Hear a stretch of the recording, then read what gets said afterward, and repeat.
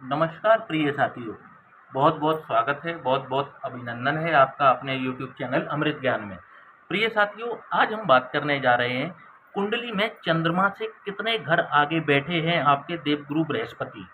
जी हाँ साथियों, अभी तक हम गुरु का प्रिडिक्शन करते थे लग्न चार्ट के हिसाब से, परंतु आज हम बात करेंगे चंद्र कुंडली के हिसाब से कि आपके चंद्रमा से देवगुरु बृहस्पति कितने आगे बैठे हैं और क्या फल प्रदान कर रहे हैं। तो साथियों, देर ना करते हुए हम अपने वीडियो की शुरुआत करते हैं और पहले देख लेते हैं कि गुरु आखिर हमारी कुंडली में किन किन चीज़ों के कारक होते हैं। तो साथियों, गुरु जो कि विद्या के कारक हैं, संतान के कारक हैं, जो वर्ल्ड वाइड एक बहुत बड़ी समस्या बन चुकी है जिसे कहते हैं मोटापा। गुरु के कारण व्यक्ति को मोटापा भी मिलता है। आप कितनी डिग्रियां प्राप्त करेंगे अपने जीवन में, हायर एजुकेशन लेंगे या नहीं लेंगे, इसके कारक भी जो हैं गुरु होते हैं। तो साथियों, देर न करते हुए अब हम बात कर लेते हैं कि जब भी गुरु चंद्रमा के साथ विराजमान होते हैं तो इसका मतलब है कि चंद्र कुंडली में गुरु पहले भाव में होंगे। जब भी चंद्रमा के साथ में विराजमान होते हैं तो चंद्र कुंडली में गुरु और चंद्रमा साथ में होंगे पहले घर में। तो साथियों, जब भी यहाँ पर गुरु होते हैं तो आप देखेंगे कि ऐसा व्यक्ति जो है वो बेहतरीन सलाहकार होता है। एडवाइज़र अगर कहें तो ऐसे व्यक्ति गजब का एडवाइज़र होता है। किसी भी प्रकार की यदि ऐसा व्यक्ति सलाह देता है किसी को तो बहुत विवेक के साथ में, सूझबूझ के साथ में सलाह देता है, और जो व्यक्ति इनसे सलाह लेता है उसका भी भला होता है, उसके भी कार्य बनते हैं इनकी सलाह के द्वारा। तो साथियों, सलाहकार तो ये बेहतर होते ही हैं, साथ में अपने जीवन में इनको अनुशासन जो है वो सबसे प्रिय होता है। ऐसे लोगों से ये लोग मिलते भी नहीं हैं जो अनुशासन का पालन ना करते हों। इनको यदि किसी चीज़ का अगर शब्द कहें नशा है, तो इनको नशा होता है अपने कार्य का। ऐसे व्यक्ति बिल्कुल स्पष्टवादी होते हैं, जो इनके हृदय में होता है वही इनकी ज़ुबान पर होता है। स्वाभिमान से ये कभी भी समझौता नहीं करते, और 30 वर्ष की आयु के पश्चात इनको भी मोटापे का सामना करना पड़ता है। साथियों, अब जब भी चंद्रमा से देवगुरु बृहस्पति दूसरे घर में हो, और दूसरा घर किस चीज का है? धन, कुटुंब और वाणी का। तो जब भी चंद्रमा से देवगुरु बृहस्पति दूसरे घर में होते हैं तो आप देखेंगे कि ऐसा व्यक्ति जो होगा वो एक तो अट्रैक्टिव पर्सनैलिटी का होगा, और आप देखेंगे कि इनकी जो बाहरी सुंदरता है वो तो बेहतरीन होगी ही होगी, इनकी जो काया है वो तो बेहतरीन होगी ही होगी। उसके अलावा इनके जो विचार हैं वो बहुत सुंदर होते हैं। अंदर आंतरिक सुंदरता भी इनके अंदर बहुत होती है। आप देखेंगे इनकी जो वाणी है बहुत मधुर होती है, और कोई ना कोई इनकी वाणी को सुनने के लिए सदैव इनके आसपास बना रहता है। मतलब मृदुभाषी होते हैं, लोग इनको सुनना पसंद करते हैं। बात की जाए तो विवाह के पश्चात इनको भी मोटापे का शिकार होते हुए देखा जाता है। अपने बलबूते पर अकूत संपत्ति अर्जित करते हैं, वेल्थ क्रिएट करते हैं।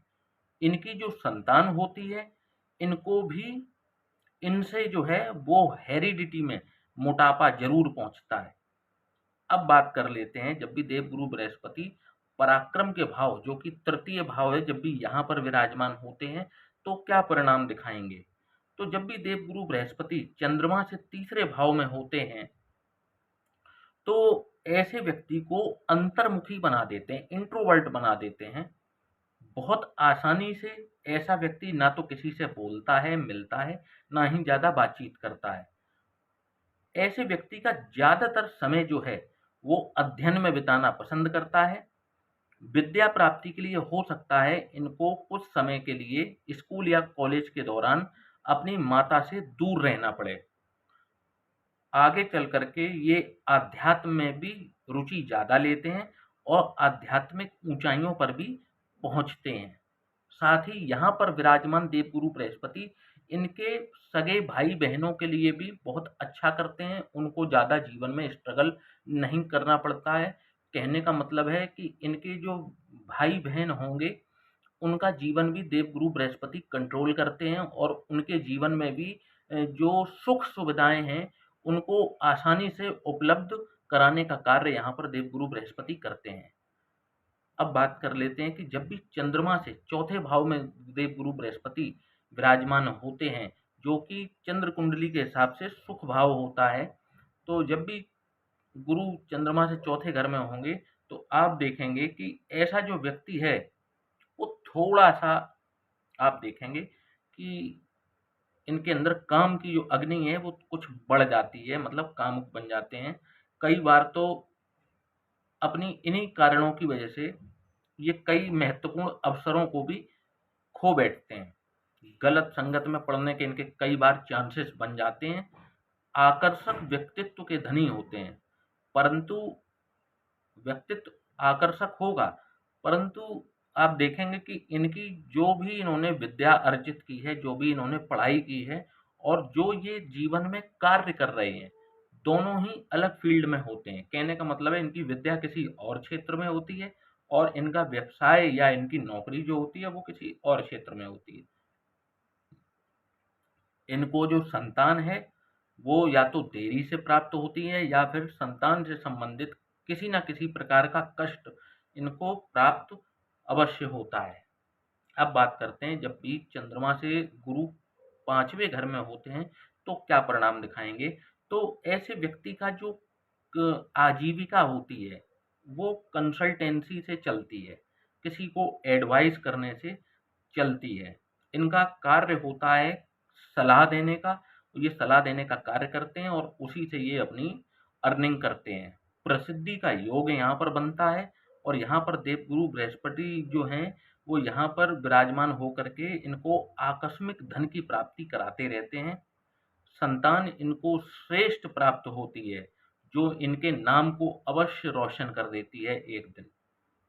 अब बात करते हैं जब भी चंद्रमा से छठवें भाव में देवगुरु बृहस्पति होते हैं, तो क्या परिणाम दिखाएँगे? तो आप देखेंगे कि छठवां भाव जो होता है ये ऋण और रिपु का भाव है। यहाँ पर जब भी गुरु बृहस्पति विराजमान होते हैं, तो ऐसे व्यक्ति के अंदर जो है एक गुण होता है कि ऐसा व्यक्ति अंदर से कुछ और होता है, बाहर से कुछ और होता है। कभी भी अपने दिल की बात किसी के सामने ज़ाहिर ही नहीं करता। बहुत अच्छा सलाहकार होता है, परंतु इनकी सलाह यदि आपको माननी है, तो आपको अपना विवेक और दिमाग लगा लेना चाहिए, उसी में आपकी बेहतरी है। हालाँकि ये अपने हिसाब से बेस्ट आपको सजेशन देंगे, परंतु इनका जो थॉट प्रोसेस है यदि वही गलत हो जाए, ये अपने मन में तो कह रहे सोचते हैं कि मैंने बहुत अच्छी सलाह दे दी किसी को, परंतु वो सलाह हो सकता है आपके ऊपर अप्लाई ना करे। तो कहने का मतलब है कि इनकी सलाह पर आँख मूंद करके भरोसा नहीं करना चाहिए, अपना भी दिमाग लगा लेना चाहिए। ऐसा व्यक्ति जो होता है, वो दूरदर्शी होता है। ये आजकल या परसों की नहीं बल्कि 10 वर्ष बाद की प्लानिंग पहले से ही सुनिश्चित करके बैठ जाते हैं। इनका जो शारीरिक गठन है, दुबला होता है, छरहरा होता है। संतान पर ये खर्च बहुत ज़्यादा करते हैं। खर्च करने की जो इनकी क्षमता होती है, उससे भी अधिक ये खर्च संतान पर करते हैं। साथियों अब बात कर लेते हैं जब भी चंद्रमा से गुरु सप 7वें घर पे हों तो कैसा परिणाम दिखाएँगे? तो आप देखेंगे कि ऐसे व्यक्ति का जो भाग्य उदय है, वो विवाह के पश्चात अवश्य होता है। यदि ये ठीक से कुंडली मिलाकर के विवाह करें, तो इनका दाम्पत्य जीवन भी सुखमय और सफल रहता है। गजब के तार्किक होते हैं, जहाँ पर भी बातचीत होती है, वहाँ पर ये कभी भी अंधविश्वास या किसी भी प्रकार की किसी गलत चीज़ का समर्थन नहीं करते। आप देखेंगे कि जिस संगठन में भी ये जुड़ते हैं, मैनेजर से लेकर के सीईओ अर्थात जिस संगठन में भी ये करियर की शुरुआत करते हैं, उसमें ये शिखर पर अवश्य पहुँचते हैं। आप देखें कि यात्रा के प्रेमी होते हैं, यात्रा करने से प्रेम होता है और जन्म स्थान से दूर जाकर ही इनका भाग्य का उदय होता है। अब बात कर लेते हैं कि जब भी चंद्रमा से 8वें घर में गुरु विराजमान हो तो क्या परिणाम दिखाएंगे। अष्टम भाव ये है और चंद्रमा से अष्टम हो गए। तो जब भी चंद्रमा से अष्टम भाव देवगुरु बृहस्पति होते हैं तो आप देखेंगे कि ऐसा व्यक्ति जो होता है वो चरित्र का बहुत ही पक्का होता है।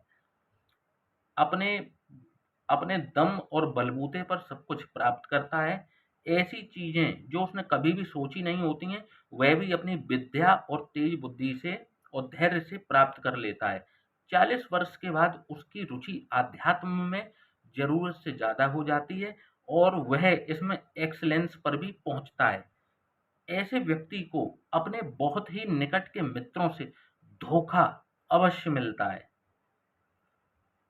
साथियों, अब बात कर लेते हैं जब भी देवगुरु बृहस्पति भाग्य भाव में विराजमान हो तो क्या परिणाम दिखाएंगे। तो आप देखेंगे यहाँ पर भी स्पष्ट रूप से इनको मोटापे का सामना करना ही पड़ता है। इनका जो भाग्योदय है और मोटापा दोनों ही 30 वर्ष के बाद में शुरू हो जाते हैं। कहने का मतलब इनका भाग्य का उदय भी 30 वर्ष के बाद शुरू हो जाता है और इनका मोटापा भी जो है वो 30 वर्ष के बाद शुरू हो जाता है।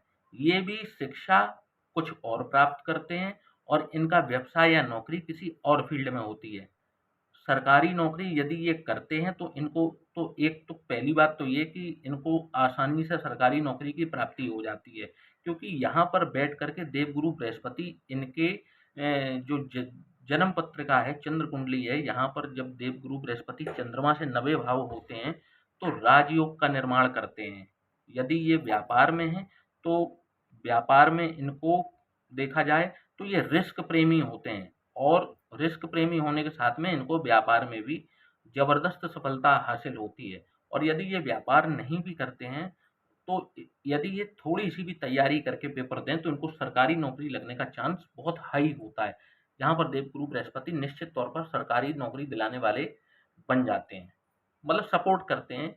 हालांकि और भी कई कंडीशंस होती हैं, परंतु यहाँ पर यदि देवगुरु बृहस्पति विराजमान है, ऐसा व्यक्ति तैयारी करता है तो उसको सफलता सहज मिल जाती है। अब बात कर लेते हैं गुरु जब भी दशम भाव में चंद्रमा से विराजमान हो तो क्या परिणाम दिखाएंगे। तो आप देखेंगे कि चंद्रमा से जब भी देवगुरु बृहस्पति दशम भाव में होते हैं तो ऐसा व्यक्ति के अंदर एक गजब की बात होती है कि चाहे इनमें ज्ञान की कमी ही क्यों ना हो, परंतु जितना भी ज्ञान इनके पास होता है ये लोग उसका प्रैक्टिकल उपयोग जरूर करते हैं। चरित्र को ये भी अपने संभाल करके रखते हैं और पूरा जीवन का लक्ष्य जो है इनका, या आप कहें कि इनके जीवन का जो एम है वो लग्जरी को पाना हो रहता है और ये सहज पा लेते हैं। मतलब इनका जीवन जो है वो लग्जरियस जीवन होता है, पूरा जीवन इनका। ना तो ये किसी पर अन्याय करते हैं, ना ही ये किसी का अन्याय सहन करते हैं, बल्कि ये दूसरों को भी न्याय दिलाने का कार्य अवश्य करते हैं।